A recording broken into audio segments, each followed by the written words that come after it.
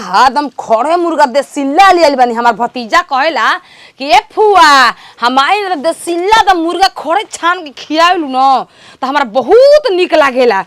आवत ए बेरा कहता कि ए फुआ हमारा आवेले पहले खड़े मुर्गा छाना जाए के चाहिए छिनारे ओ पतो बिया मुँह जाइब तो हमारा हित उनके देखभाल करी हो कले जी पथल एकदम गोड़ी छान देव दम गरमे गरम मसाला में न कि पूरा गाँव गली गमक जाई। अरे सातो नदिया परवा से मोरे भैया आइले रे नदी मोरे भैया आइले रे नदी तबो नाही बाबा विधवा करे छोटी रे नदी। अरे तब आहो मुगरा क्या करबू हो का करब हां दम गरम गरम मसाला में छान के बड़े साल हो गिरा के दो गिरेले बा तो पीस दो खड़ है एकदम खियाए अपन भतीजा ना आओ देख लो ए भगवान का पता है झरिया तोर माई के एकदम सिसवा बोछ न रही देख ले ओ माई गरम सीसा देख लो अपन सास के नहीं हो रहल भाई अपन सास के नहीं तब हम के खाए के मुंह मुगरा अरे छिनरी तोरे गवा हदसवा काटना कौन नहीं हर हां ई तो नहीं हर सस नहीं तोरा माई के भातार ओई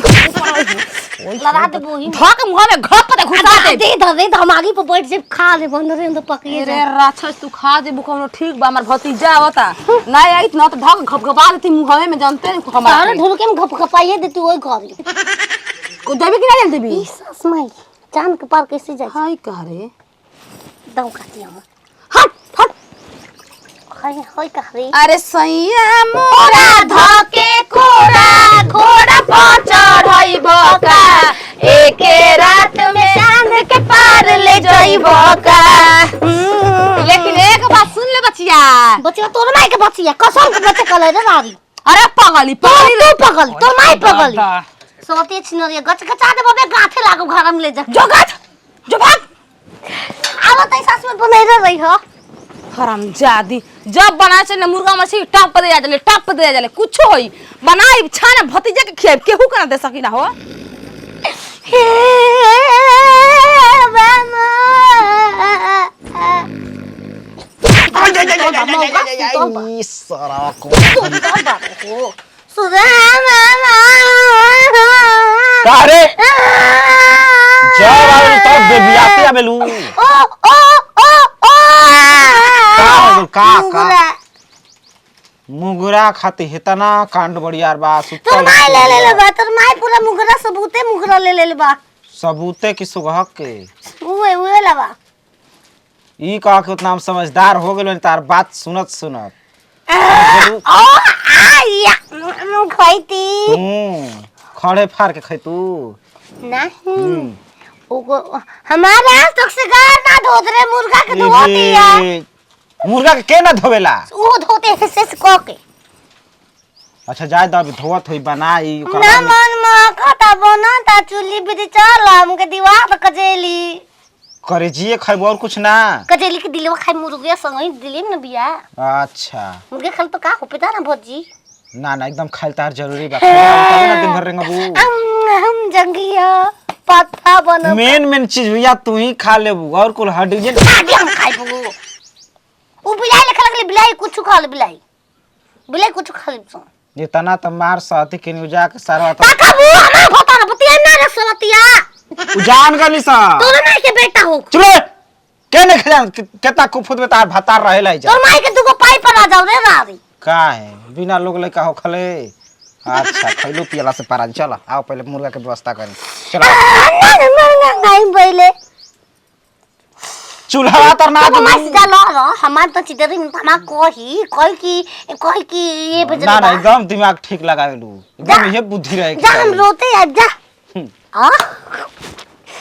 छिनार हो देख रूपा हम विधि में देख के सीरियल में कैसे कोई जला आग लो कइले बात हमार भतीजा के थरिया में जाई कितना खुश होई कि देसिल्ला मुर्गा अपना भतीजा खातिर मंगैले बानी मुर्गी फार्म पर जाके ऑर्डर लगा के मंगैले के मंगा खेले हो या देखला जा ना केहू खइले बा मुर्गा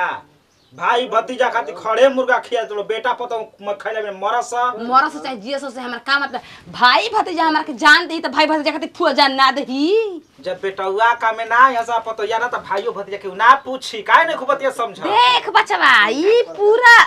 आदमी भी जानता कि बेटा कब जिंदगी में काम ना आए भलो आदमी हाय है मरता बेटा खातिर तो काहे बेटा खातिर 13 गो तीर्थिया ता लोग करता काहे भले कर त मूर्ख बा लोग मूर्ख। मौसी के नाल अरे बाप के कमाई सब बेटा धरी है जमन कोई दी है बेटी उका बे अरे हमार बच्चा बारी अरे हमार बच्चा बारी हेने हेने जब आओ तब भाई 25 को मुर्गा लियाओ आ गए पैसा लेना साइकिल ले बारे कौन बात क्या कुमार साइकिल लिया के 500 में 10 रुपए दिए दे के मेरे नॉटी के हम दे बड़का बड़का फेंकी नहीं तो ले लिया 5 किलो बनवा लिया मलाई की ना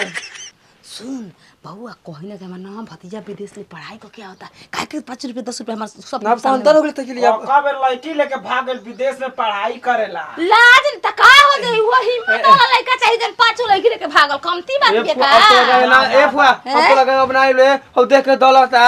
हम जब तक जिया भाई देख बबुआ तोरा खातिर देसीला मुर्गा ले बनी खड़ है मन कर रहा कहां पे का रही दो गला कहां चीज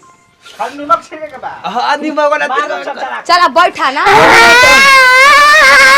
ए फुआ एक मेला नु आ ये जे रुक रे आई लुक देख आई हो चिल भर गालू पाइप ए तो मौदी हां ये पागल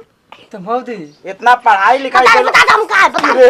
बता हम लहसुन वाला कह के बता का लसुना हम कह धरम पता नहीं अरे कर लहसुन मरीचा के चाटनी ई हमार धर्म पतानी ई बाप रे बाप बड़की सन की कहबे लूर ना थौर बा ए ऐसन मेरे या त खानदान के आदमी ना पंगा लेला सुनु लूर ना थौर बा ठाठ के कोई थे भी घुक ओ सही आई हो हमार भतीजा के आई हो त हट हट हट हट ओई हो न तैयार रेल देबो ना बचल कोई सराज नमक छिड़क दे नमक छिड़क के खा जाई खा अरे इतवा ए नमक छिड़क के जो भाग लगे भाग कोनो बात नहीं बाबा फिर आता नहीं अमोनी में रहा और मुर्गा में चला रहा ए भैया राक्षस ने भतीजा बाप खबन मुर्गा देख के होन ने पलट के देख लो